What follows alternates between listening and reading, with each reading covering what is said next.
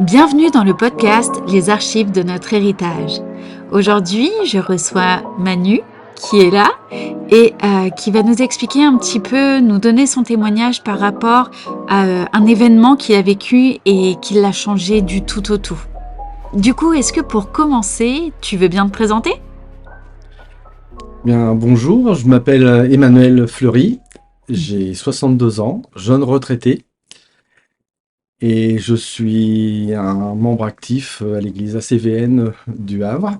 Et je suis vraiment heureux de pouvoir servir le Seigneur et mettre mon temps disponible, le servir dans différents domaines.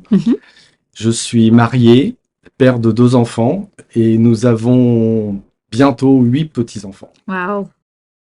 Voilà. Super! Et donc aujourd'hui, tu es là pour nous témoigner d'une relation avec le Seigneur ou d'un événement en tout cas qui t'a complètement chamboulé. Oui, en fait, durant l'été, c'était juillet-août 2022, alors que je faisais différentes activités sportives. En rentrant à la maison, j'ai été pris d'un malaise en fait qui n'avait pas d'explication majeure. Comme c'était une période où il faisait très chaud, je me suis dit que j'étais peut-être déshydraté, j'avais poussé peut-être un petit peu trop l'effort, et du coup, avec l'activité physique, ça fait un surplus pour mon organisme, et du coup, voilà. Donc j'ai fait ce malaise qui n'a Où pas... tu as perdu connaissance? Je n'ai pas perdu connaissance, D'accord. en fait, et ce malaise s'est répété à 3 reprises, en fait, durant Oh. l'été. Ah oui, donc vraiment sur une courte période. Sur une courte période d'environ 4 semaines. Ah oui. À chaque fois, j'ai dû me reposer, j'étais fatigué, mais pas de perte de connaissance, mais quand même, ça a eu un impact qui m'a interrogé, en fait. Donc au mois de septembre, j'ai pris la décision de voir mon médecin, de lui en faire part, et il m'a dit par rapport à votre âge et aux activités sportives que vous pratiquez, ça serait bien de faire un bilan complet, ce que l'on a fait. Et le dernier bilan, c'était le bilan cardiaque. Et donc, la cardiologue m'a demandé quelles étaient mes activités, autant physiques que sportives. Et elle m'a conseillé d'arrêter tout immédiatement parce que elle a Diagnostiqué. diagnostiqué un rétrécissement de la valve aortique Ok. qui nécessitait une intervention dans les 6 mois. D'accord. Et tu étais un grand sportif? Je pratique régulièrement des activités sportives, Oui. oui.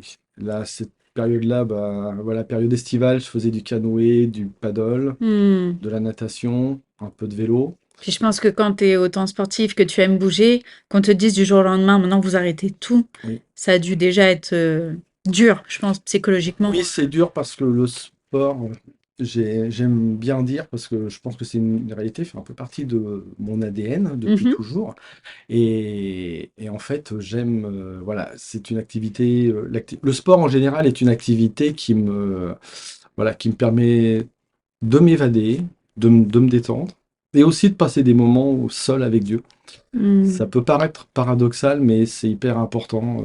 Lorsque je vais courir, lorsque je fais du vélo, ou lorsque l'on nage aussi, qu'on a la tête dans l'eau, on parle à personne, si ce n'est être en relation avec Dieu. Waouh.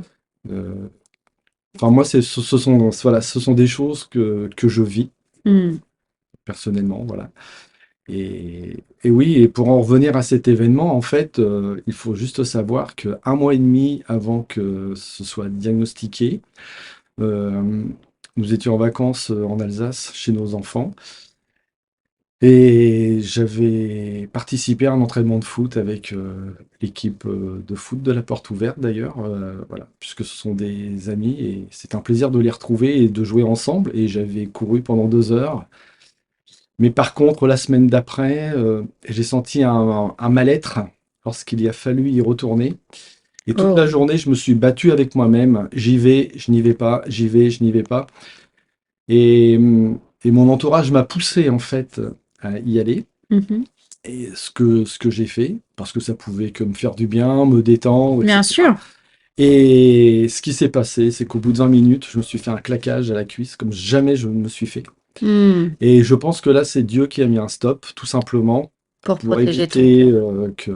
qu'il m'arrive un pépin Hmm. beaucoup plus grave, en fait, qui aurait certainement été irrémédiable et irréversible de toute façon, puisque voilà, c'était déjà une situation bien, bien avancée, quoi. Et ce claquage était, entre guillemets, ça t'a mis obligatoirement au repos. Ça m'a mis obligatoirement au repos, puisque il m'a fallu plus de 3 mois pour le soigner correctement, Ah ouais. avec des précautions quand même. Mais du coup, voilà, je pense que ça a été un bien pour un mal, et vraiment, Dieu a bien conduit les choses et a pris soin de moi à ce moment-là. Amen. Amen. Voilà, et ça, je le souligne parce que C'est vrai que des fois, quand on arrive dans des moments où il nous arrive quelque chose tel que ça, et qu'on se dit, mais pourquoi Seigneur? Mais tout ce qui aurait pu se passer derrière si ça ne s'était pas arrivé aurait pu être beaucoup plus grave.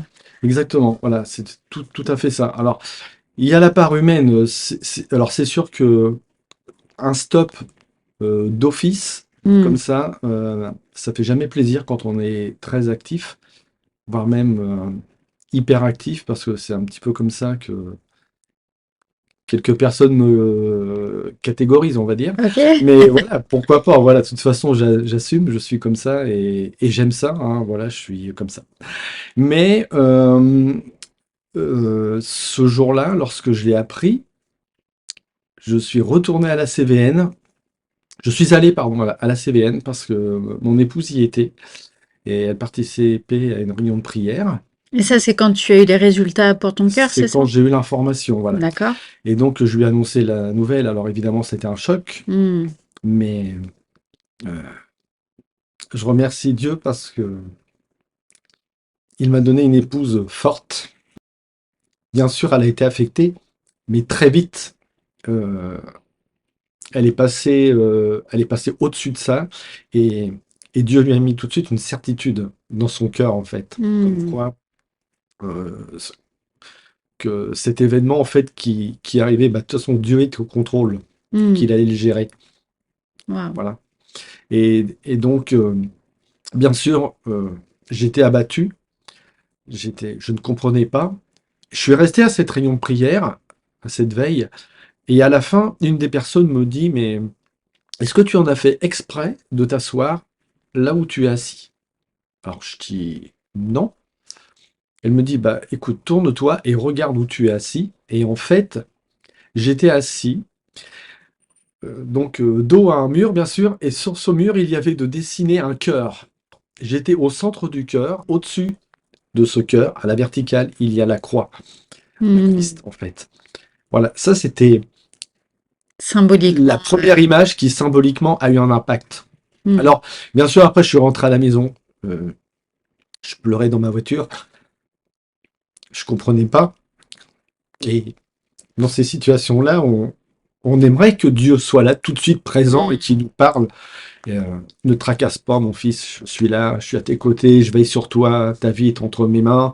On aimerait entendre ces choses-là, mais voilà, on raisonne et Parce que du coup, toi, tes sentiments, c'était la peur de mourir, peut-être, bah, ou disons le... il y a tout un contexte en fait, parce que il faut savoir que ma mère est décédée à l'âge de 25 ans après l'accouchement de ma sœur, 8 jours D'accord. après. Et donc, elle avait une anomalie cardiaque. Et Hmm. on n'a jamais su ce que c'était exactement. Et donc, le chirurgien, par la suite, m'a confirmé qu'à 95%, c'était héréditaire. Ok.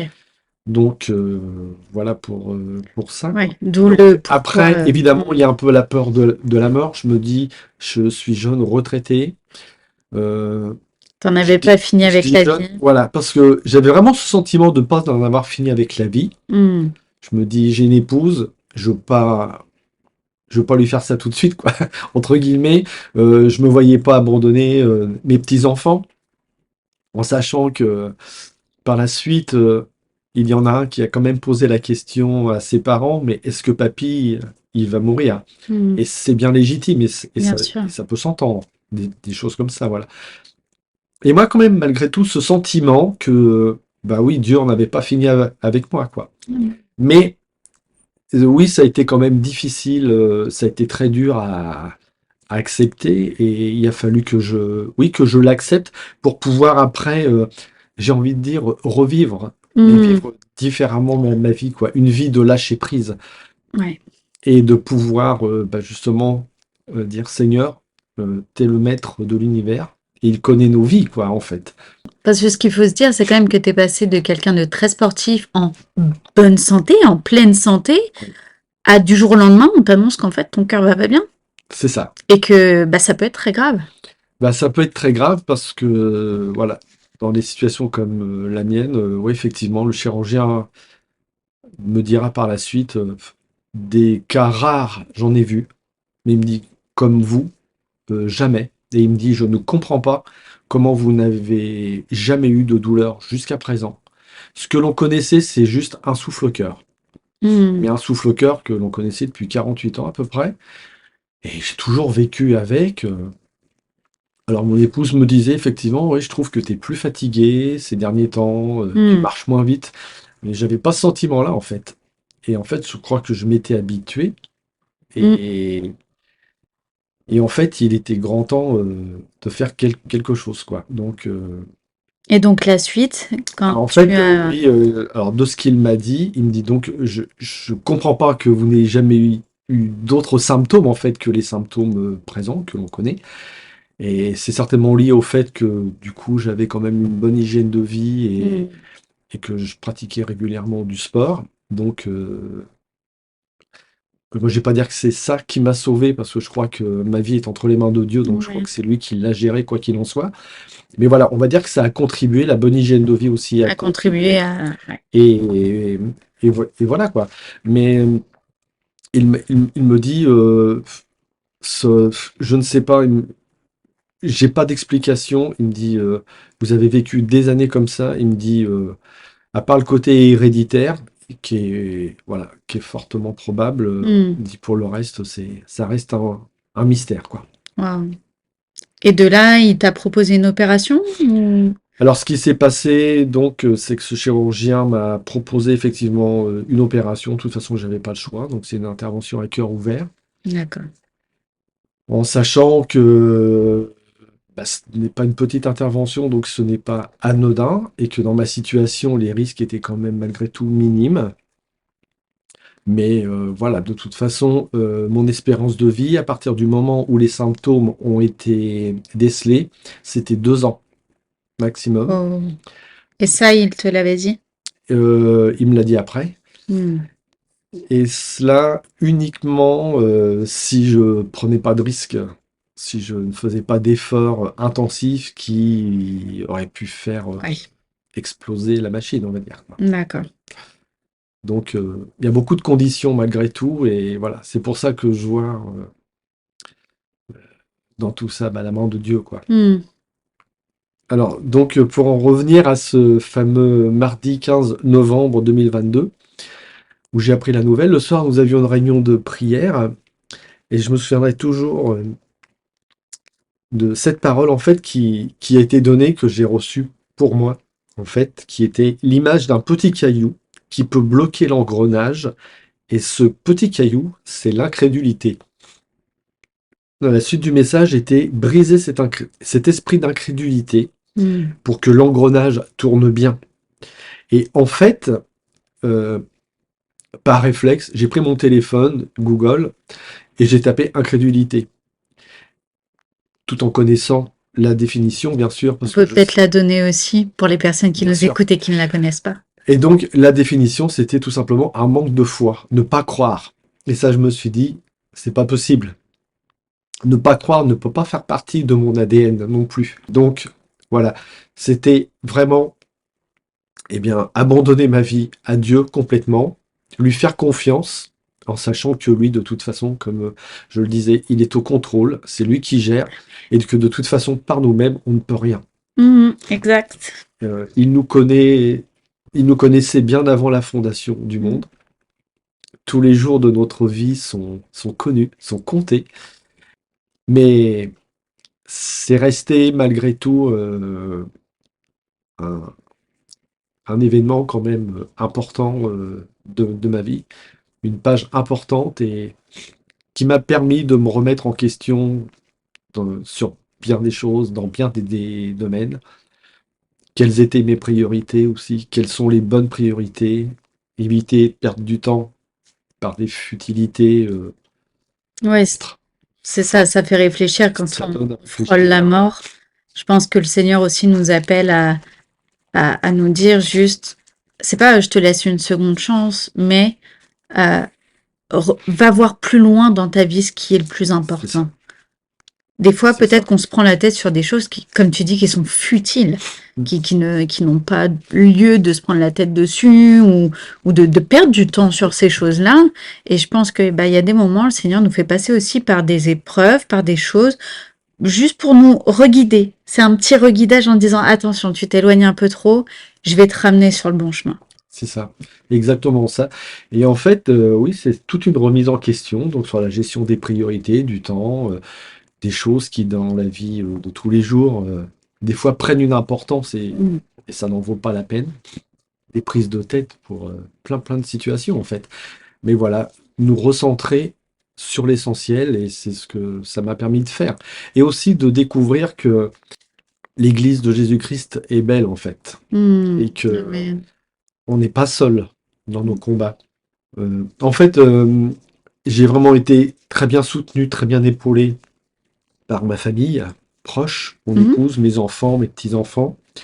Et à la CVN, j'ai vu aussi l'Église prier, les enfants prier, les jeunes influencent.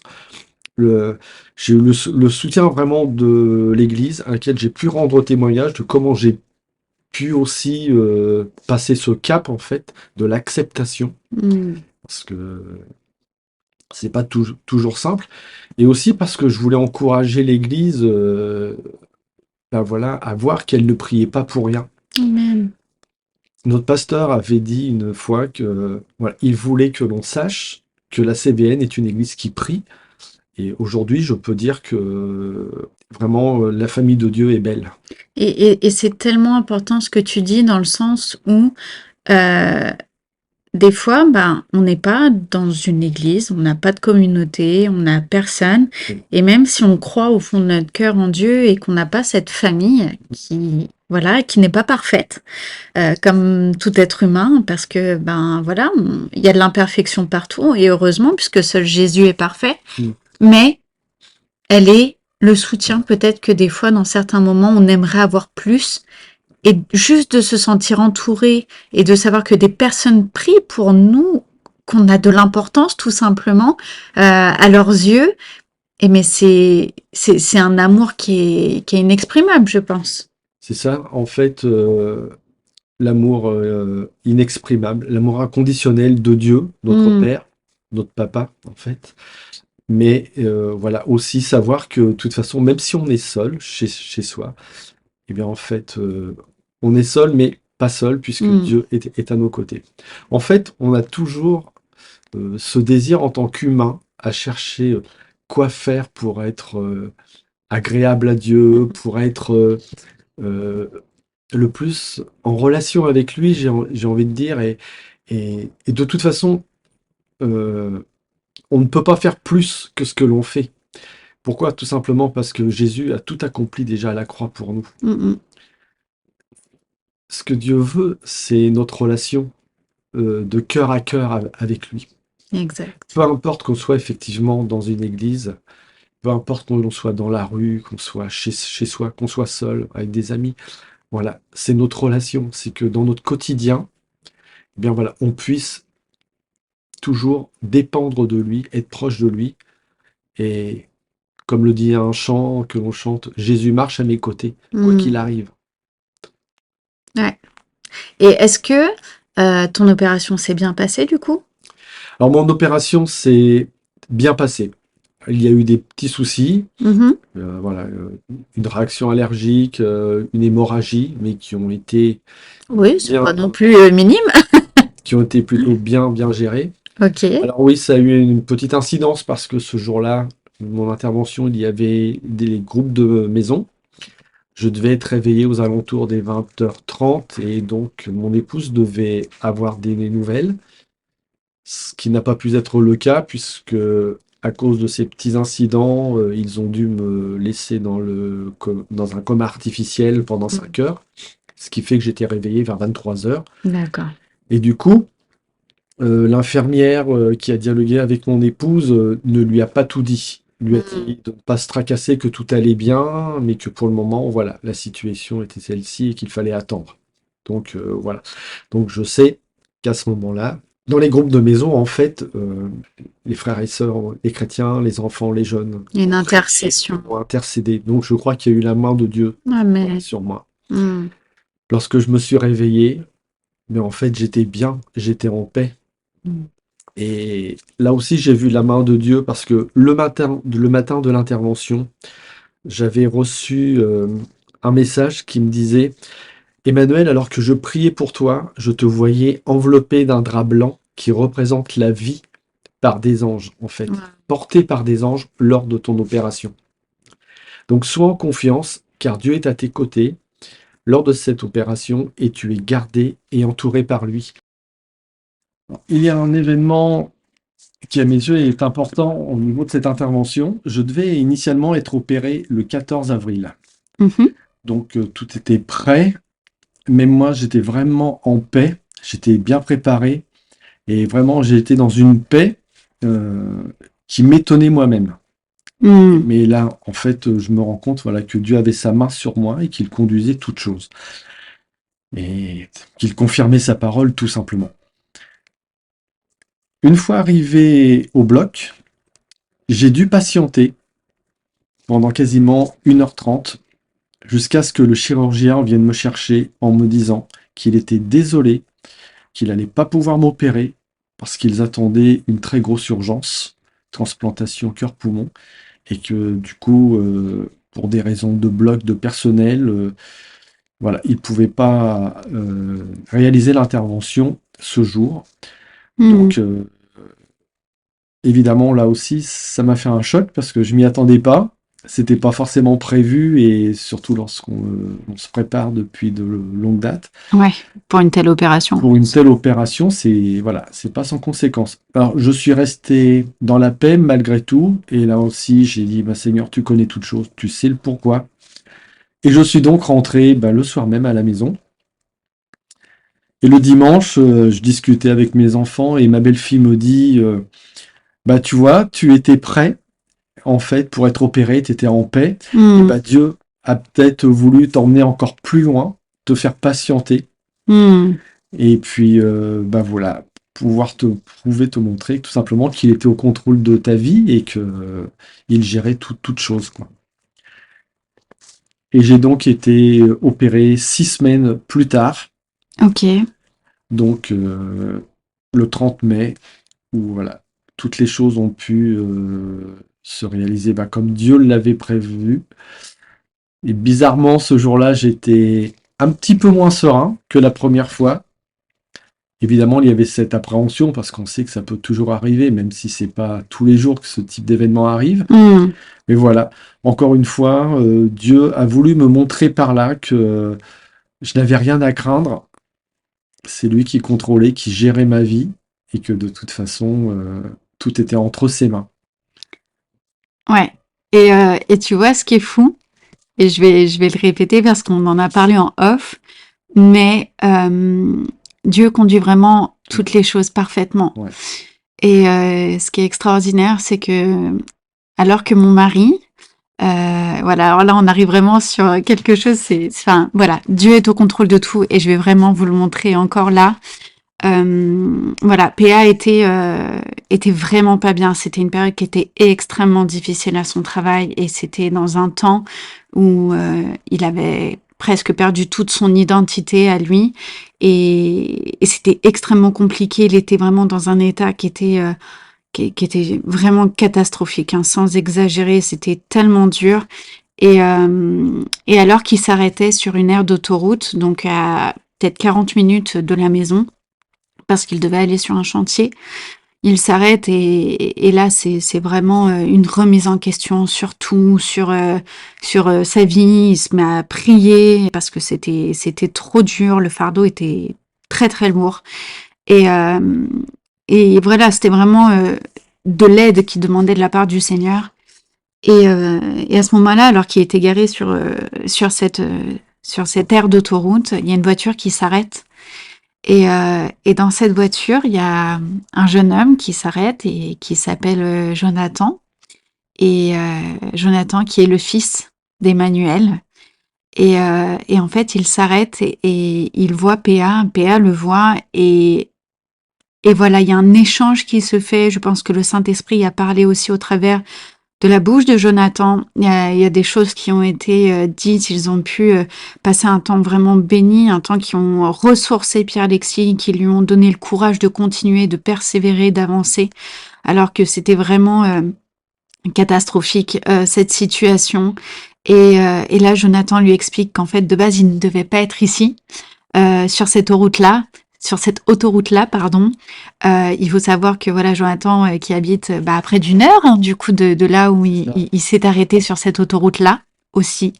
Et en fait, eh bien, sa femme, qui devait aller rencontrer Emmanuel, a dit à son mari qu'elle pensait qu'elle devait pas y aller, que c'était pas elle comprenait pas pourquoi, mais qu'elle était persuadée qu'elle devait pas y aller, mais que c'était Jonathan qui devait y aller.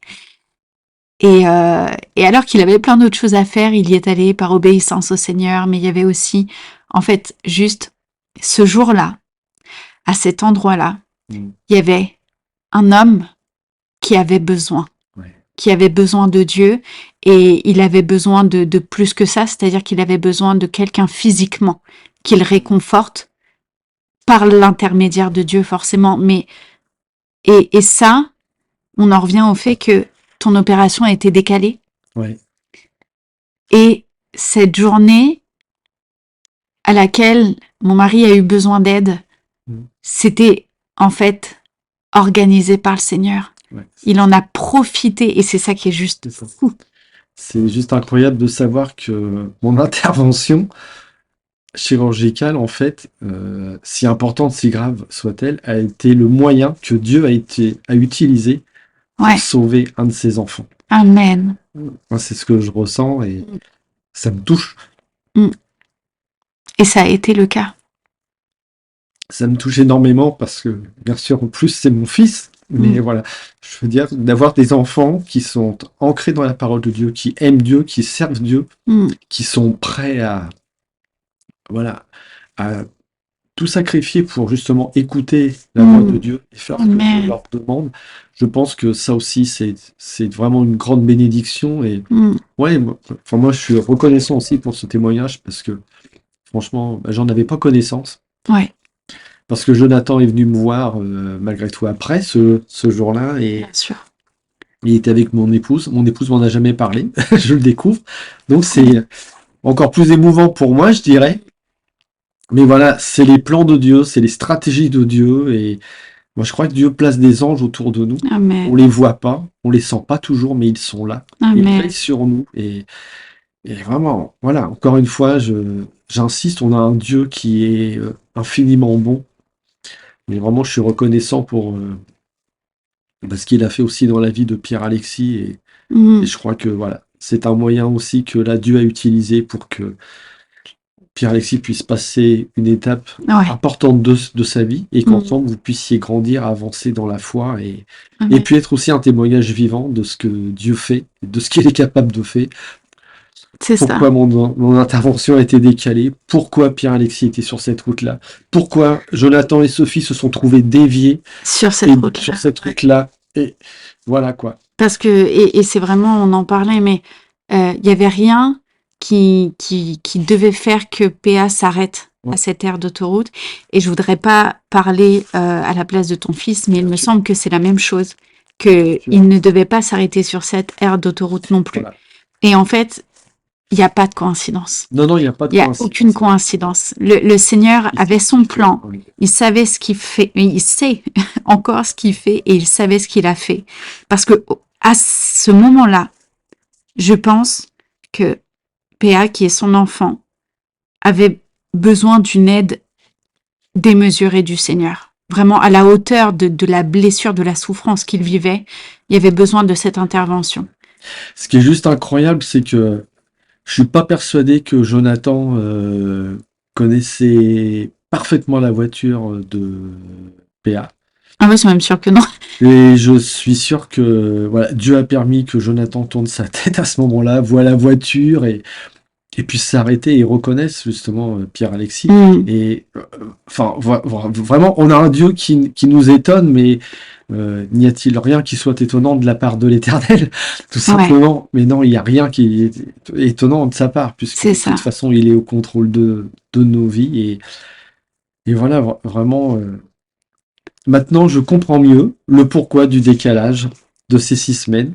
Wow. Et merci Seigneur pour ce qu'il a fait à Amen. travers ça. Et j'ai pas envie d'être opéré tous les ans pour une situation Et j'ai similaire. pas envie de te remercier non plus d'avoir décalé, enfin d'avoir eu cet incident-là à ton Mais cœur. voilà. Mais ça a sauvé mon mari. Mais voilà, Vraiment. Dieu a permis voilà, que Pierre-Alexis soit sauvé, que Mm. voilà, il est l'aide de la providence divine, tout Amen. simplement, l'aide de Dieu et à travers Jonathan. Et voilà, moi je me glorifie pas à travers ça, mais vraiment je glorifie Dieu pour nos Amen. enfants qui sont en Christ À et qui l'écoute. sont à l'écoute de la voix de Christ et du Saint-Esprit. C'est Mm. tellement important. Après, voilà, Dieu Wow. reste maître et souverain et vraiment, dans cette situation, vraiment qu'à lui soit aussi toute la gloire. Mm. Et que ce Amen. soit un témoignage qui glorifie et honore son nom, tout simplement. Mm. Ouais, c'est dingue. Mais vraiment, on en parle là comme ça, mais C'est enfin, c'est juste fou. Enfin, je savais qu'on avait témoigné de ton souci au niveau du cœur, tout ça. Et franchement, jamais je me serais dit, on va arriver à parler de ça parce que moi, je m'en rappelais plus. Et c'est en je suis pas. parlant juste après, c'est, ah ben oui, mais je me souviens qu'en fait, ton fils, Mais là, je vais attraper ma femme en rentrant, je vais lui dire, mais tu m'as fait quoi? Tu m'as rien. pourquoi j'étais pas au courant? Pourquoi je suis pas au courant alors que ça. Et maintenant, Mais tu moi, sais pourquoi l'opération ça a été m'encourage, voilà. décalée. En Et tout cas, pour une partie, mais voilà, pour une partie, oui, bah c'est sûr, et une grosse, enfin une je pense. partie très très importante, Hmm. vitale, cruciale, je pense, pour la suite, Waouh. pour l'avenir. Et vraiment, enfin voilà, c'est un témoignage de la toute-puissance de Dieu. Et de toute Amen. façon, on n'a pas cette qualificatif. Et une situation en amène une autre. Et c'est là où, tu vois, tout à l'heure, je te disais en plus, ben, toi, ce que tu as fait, ça va rayonner sur d'autres personnes, ça va, c'est pas que, ben, tu vois, ton incident, en fait, a déjà malgré tout rayonné sur la vie de mon mari. Ouais. Et c'est quelque chose qui m'encourage énormément parce que, Amen. ouais, on est toujours là à s'apitoyer sur son sort. Enfin, moi, je sais que j'ai tendance à Mm. dire ah, pourquoi ça m'arrive à moi. Et du coup, tu parlais qu'on t'avait envoyé un message te disant que on t'avait vu justement enveloppé d'un drap blanc et que voilà, ça représentait comme des anges qui te protégeaient lors de cette intervention.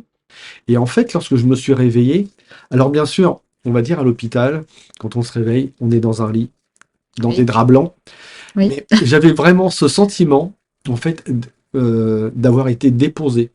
Hmm. Et j'appréhendais mon réveil parce que je sais que il y a possibilité d'un réveil agité. J'avais les mains attachées, mais j'étais prévenu. L'objectif était de ne pas m'arracher les perfusions Tout à parce fait. que voilà, ce sont des choses qui peuvent arriver. Mais alors, j'étais réveillé, j'étais dans une paix parfaite. Wow. Corps médical s'est très bien occupé de moi, fait le nécessaire tout de suite.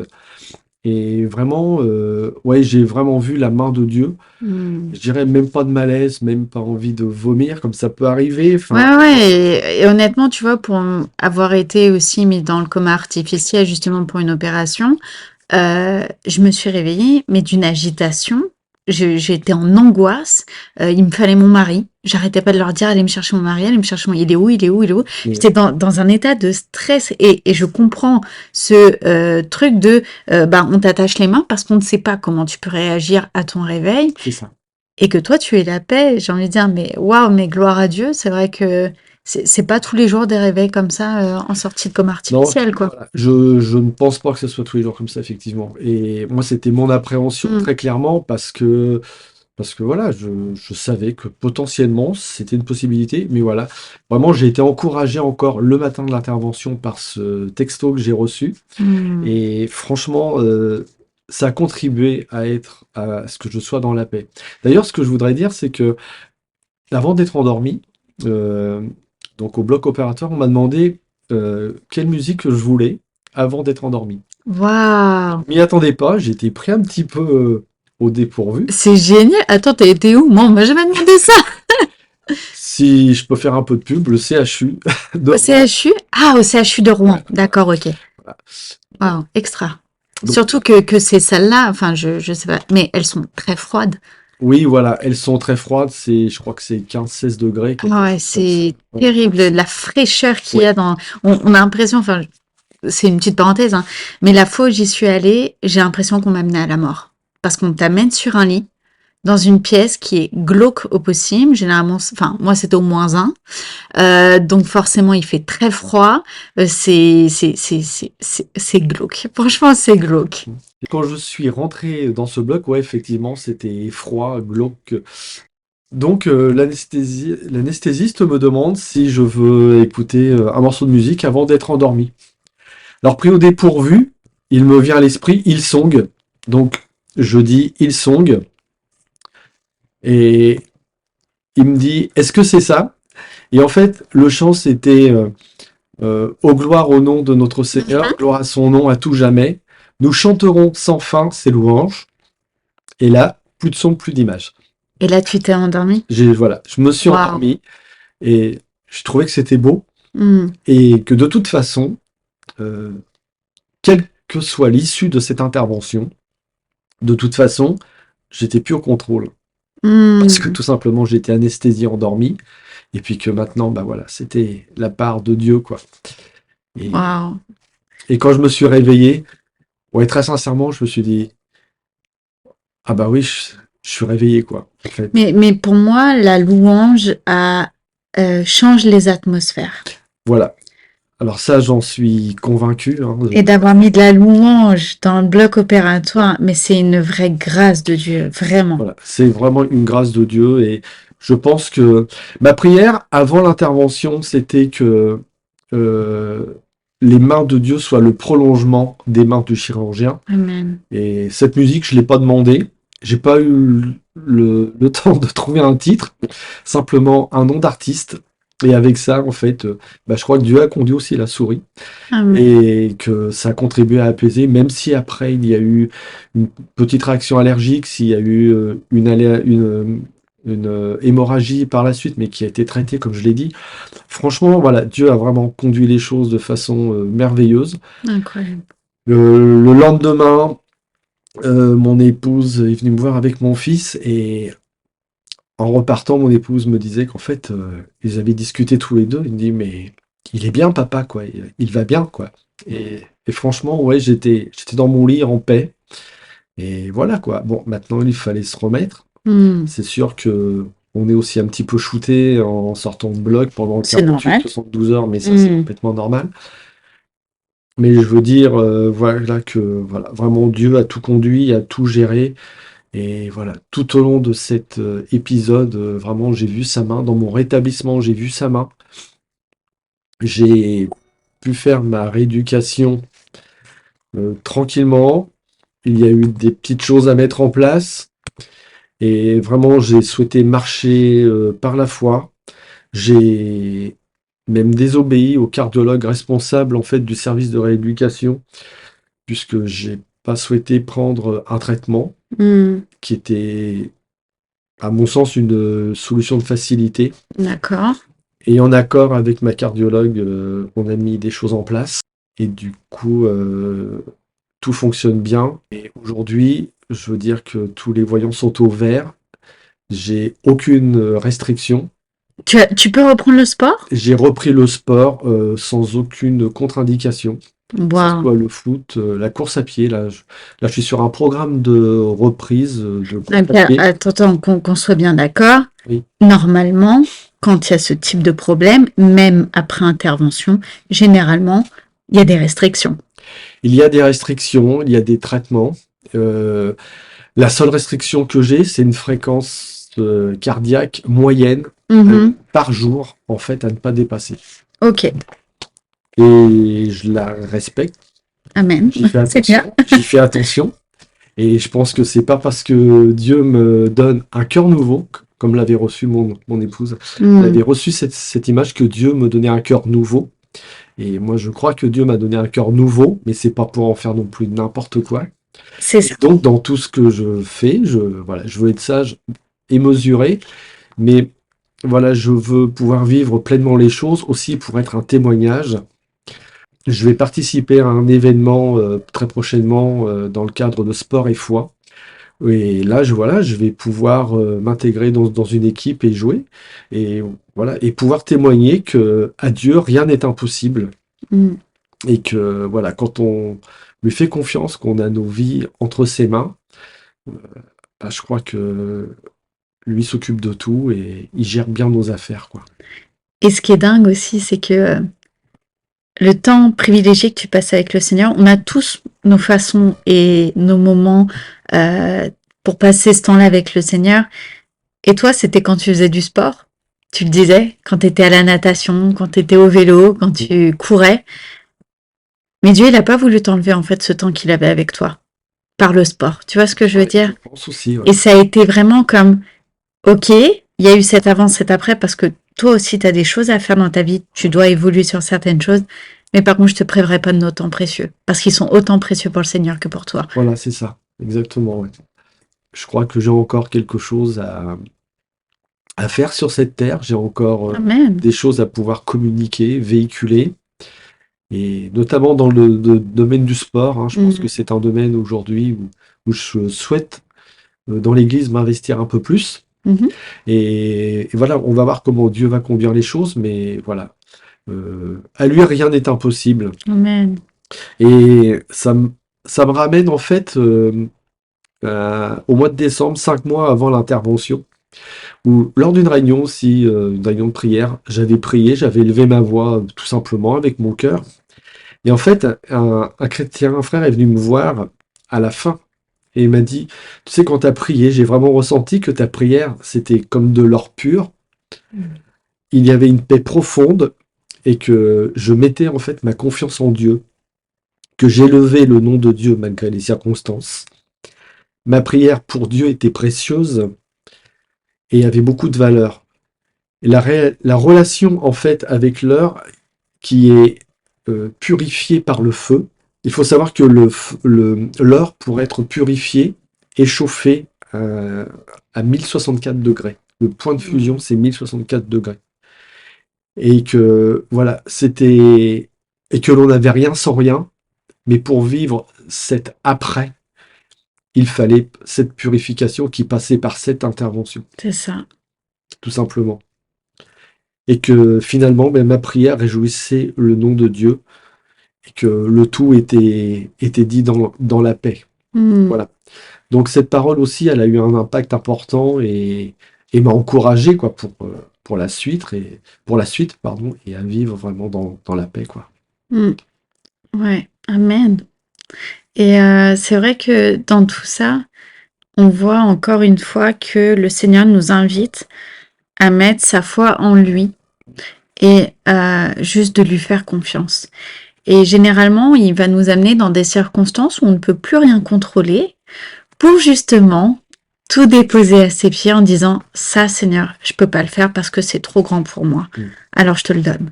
Ouais. Ou c'est impossible pour moi, ou j'arrive pas à voir la fin, c'est trop compliqué, ça me fait trop mal. Ou comme tu dis, bah il nous met dans le feu sans jamais nous abandonner.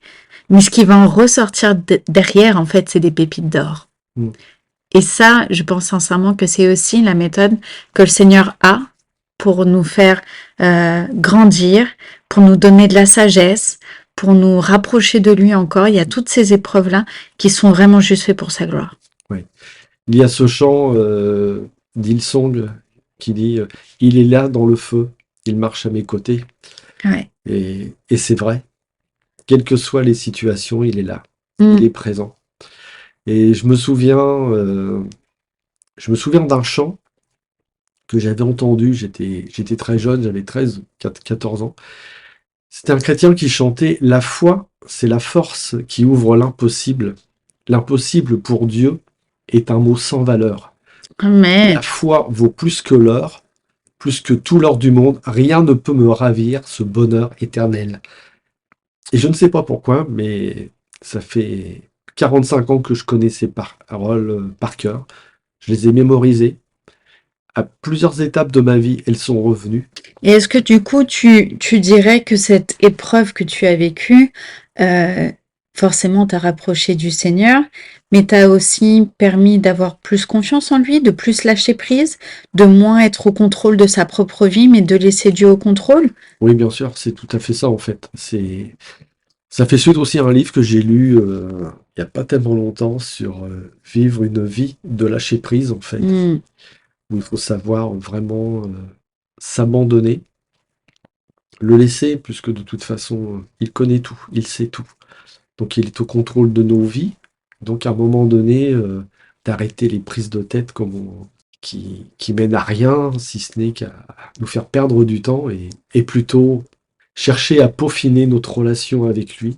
Et c'est tellement important. Et puis être là aussi comme un encouragement, justement, parce que à travers cette épreuve, Dieu est infiniment bon et je crois qu'on n'a pas de mots dans notre vocabulaire français, si bien fourni soit-il, pour pouvoir exprimer toute la grandeur, l'amour de Dieu pour sa création, que nous sommes, quoi.